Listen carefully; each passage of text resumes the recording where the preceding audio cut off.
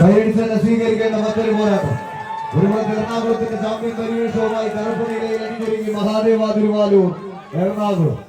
മറുപുറത്ത് നീല കുപ്പായക്കാരായി കോഴിക്കോടിന്റെ ചാമ്പ്യൻ പരിവേഷവുമായി കടന്നു വന്നവർ GKS ഗോതമ്പ് റോഡ്. കാഞ്ചനമാലയുടെയും മൊയ്തീന്റെയും മനശ്വര പ്രണയം കണ്ട മുക്കത്തിന്റെ മണ്ണിൽ നിന്നും മാരിയാടിന്റെ കളിയക്കണ്ടത്തിലേക്ക് നീല കുപ്പായം എടുത്തണിഞ്ഞ് കടന്നു വന്ന കളിക്കൂട്ടുകാരുടെ നാമധേയമത് GKS ഗോതമ്പ് റോഡ്.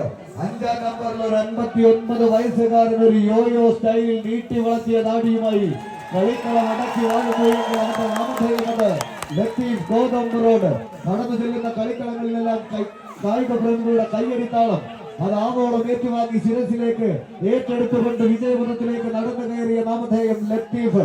എന്നാൽ മറുപുറത്ത് ഹിമഗിരി നിരകളെ പോലും പ്രകമ്പനം കൊള്ളിച്ച് സംഹാര താണ്ഡവമാടിയ സാക്ഷാൽ ശ്രീ മഹാദേവന്റെ നാമധേയത്തെ ഇടനെഞ്ചിൽ കോരിയിട്ട് ആലുവയുടെ മണ്ണിൽ നിന്നും ഈ പടക്കളത്തിലേക്ക് പടനയിക്കാൻ കറുത്ത കുതിരകളെ പോലെ നീല കുപ്പായവും കറുപ്പും ചേർത്തൊരു പോരാട്ടത്തിന്റെ പോർക്കളമൊരുക്കിയ എറണാകുളത്തിന്റെ ചാമ്പ്യൻ പരിവേഷം മഹാദേവ തിരുവാലൂർ.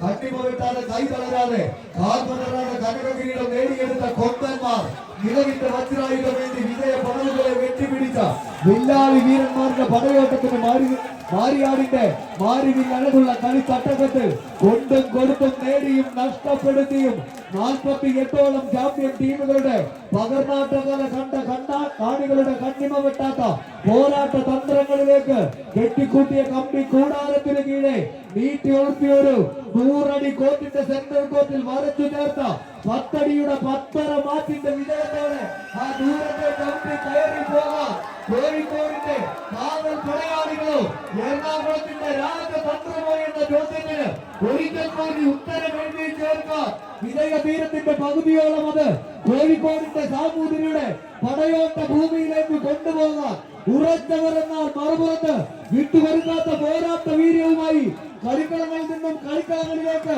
പകർന്നാട്ട കളിയുടെ വേദി ഒരുക്കിയ എറണാകുളത്തിന്റെ ചാമ്പ്യൻ പടയാളികളും 8 അടി കടന്ന് 9 അടി കടന്ന് 9.25 മത്സരം GKS